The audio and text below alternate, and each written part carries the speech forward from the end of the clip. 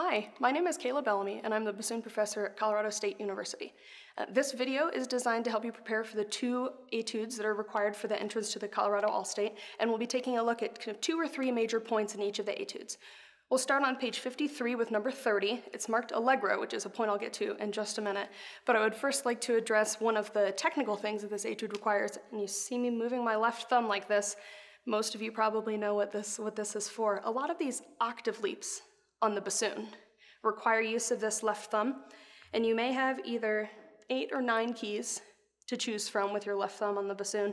For this etude, we primarily will be using the whisper key and the C sharp key for the C sharp, of course, but then pretty significant use of this key right above the C sharp key used for A, and the one right above that, which is the C key.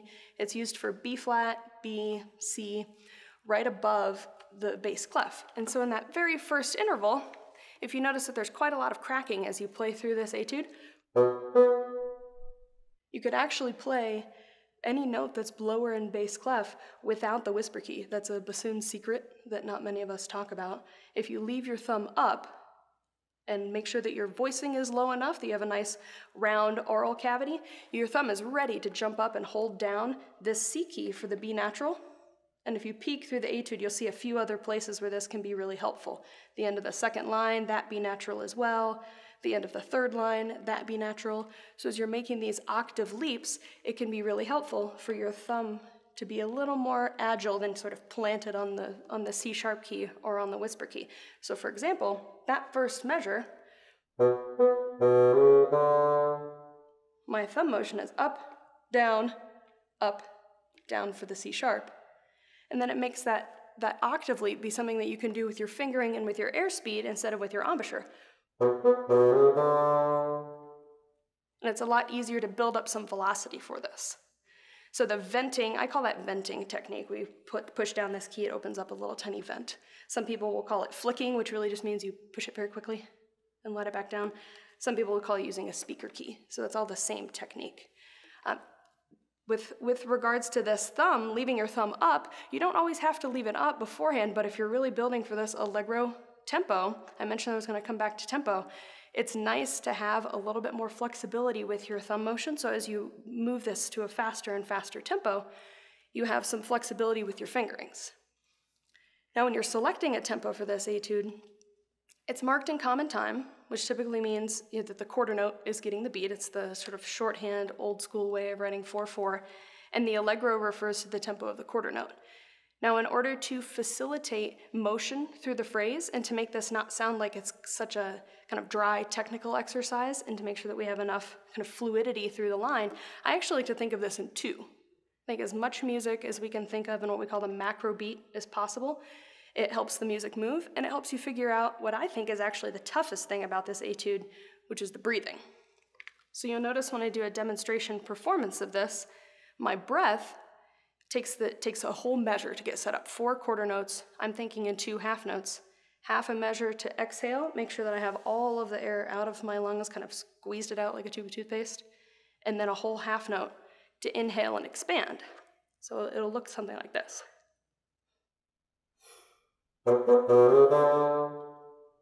And you get a complete expansion and then all the way out. And thinking of this in 2 helps keep your nerves down a little bit, but also helps the tempo roll a little bit forward and get to kind of the big picture, which is making this sound like a piece of music. You see that this music is written in 2 little 2-measure chunks. You've got the octave leap with a rising figure in the first measure, and then you've got the second measure, which is a descending chromatic passage.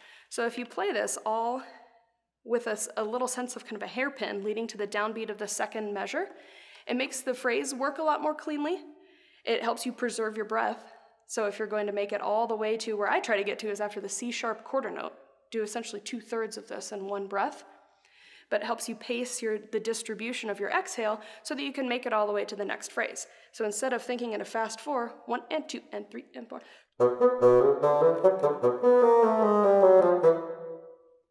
So it feels like kind of chunky and it doesn't really feel like music, it feels like a test.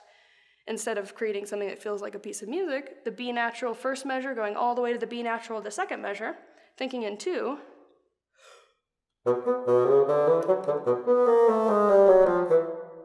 And then you just rinse and repeat. So this etude has a lot of shapes like that. A lot of them are 2 measures long. I would encourage you as you play through this to go through and put a bracket or 2 slashes maybe around where those measures are. The first 2 measures look to me like they're the exact same as the second group of 2. It's a sequenced phrase, then the third 2, then the fourth 2.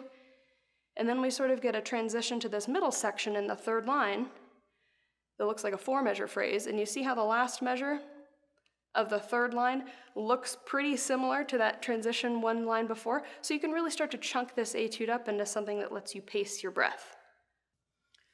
All right, this is etude number 30, Allegro.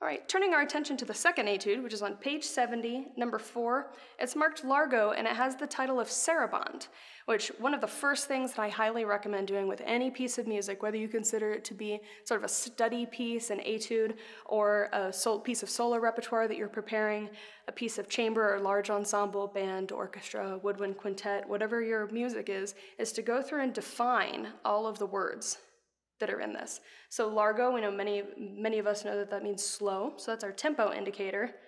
Sarabande, if you do a little bit of your very adept computer research, you can pretty quickly find out that is a type of old Baroque dance. And I'm not going to dance for you today, but the important thing to know about the Sarabande, other than it being Largo, and usually quite slow, is that the emphasis is on the second beat, the second step of the dance, in this case, the second beat of the measure. So as you're looking through this selection that you're asked to play, you notice that the longest notes are on the second beat. Most often they're dotted quarter notes, maybe it's a half note, maybe it has a trill on it. So the emphasis is definitely on the second beat of the measure. And we can do that by, throughout this etude, playing the first one with a little bit of a lift, and then leaning on the second note. If vibrato is something that you're used to using, in this time period, in this Baroque, it's sort of negotiable. You could very quickly get into a heated debate with some people as to whether or not vibrato has a place in Baroque music. I personally use it tastefully, mostly on the second beat of the measure to go with this Sarabande style. So to demonstrate that, you can see, I'll play the first couple measures for you. The first note, that quarter note, I don't quite play it like it's a full value 100% note. I play it more like it's an 85, 90% note. If I were going to put a marking over it, it would be a tenuto with a staccato on top of it. That way, when I lean on the second note, I don't have to play it much louder, and I don't have to accent it or tongue it harder. It just sounds a little more emphasized.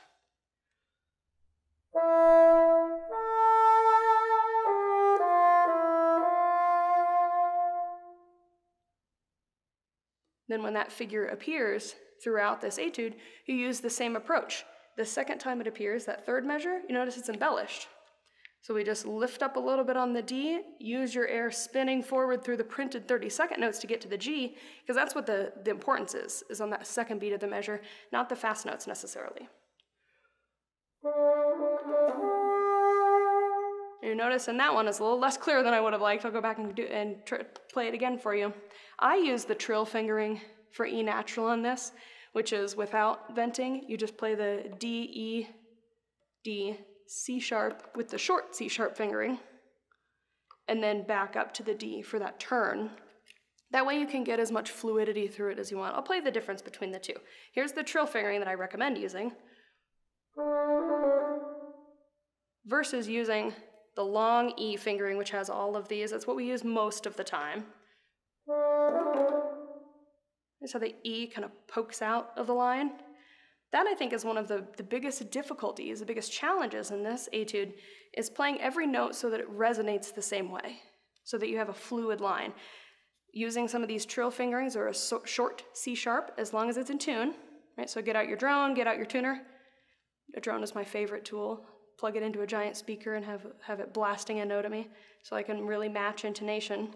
But you're listening for all of the notes to sound the same color and to sound the same dynamic. So as you play through some of these more troublesome passages where the bassoon likes to play some notes louder than the other, I'm looking at that G sharp and that second line that we have to play. That's kind of a nasal sounding note.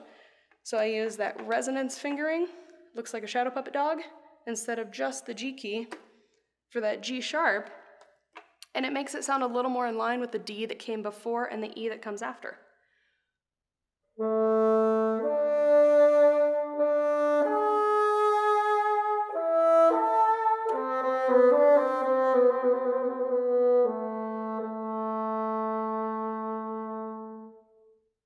So you get a nice, beautiful G sharp. The last quick thing I want to point out is this trill. In the Baroque period, we typically want to start the trill from the note above the note that's printed. So that trill that I just played, I started it from the C, notice, kind of linger on the C, highlight the dissonance. That's the purpose of that trill being there. Kind of roll into the trill, and then we play that last little printed A. In most editions of the etude, this is written out rhythmically underneath. Right, the last A is an anticipation of that final cadence. So you play it like it's a straight eighth note. I'll demonstrate one last time.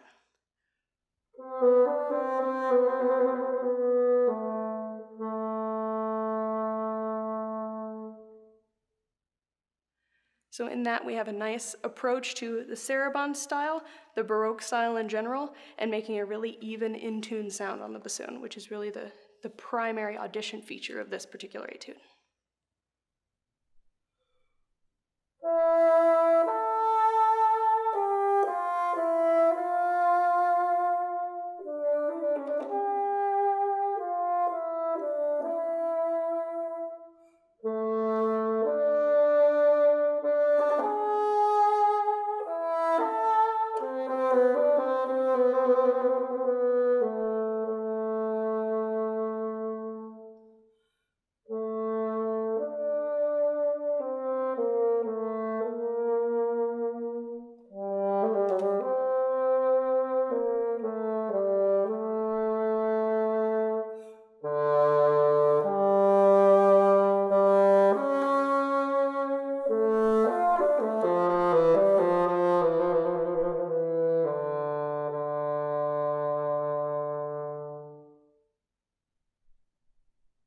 Thank you so much for tuning in and listening to some of my tips for these two all-state etudes. If you have any questions or if you would like any feedback on your performance, please feel free to reach out to me by email. I do some free all-state feedback and free lessons, both virtually and in person as different regulations allow, so please do reach out and let me know if you have any questions. The best way to find me is just directly to my email address. It's cayla.bellamy, that's C-A-Y-L-A, at colostate.edu, or if you go to either Facebook, Instagram, Twitter, we're all over the place, and look up CSU Bassoon Studio, you'll find some contact information there as well. Best of luck preparing for your auditions, and we'll see you later this year. Thanks so much for watching this Colorado All-State Prep video. If you have any questions or concerns, please visit music.colostate.edu for more information, including the opportunity to schedule an individual visit with the School of Music, Theater, and Dance. Good luck on your audition.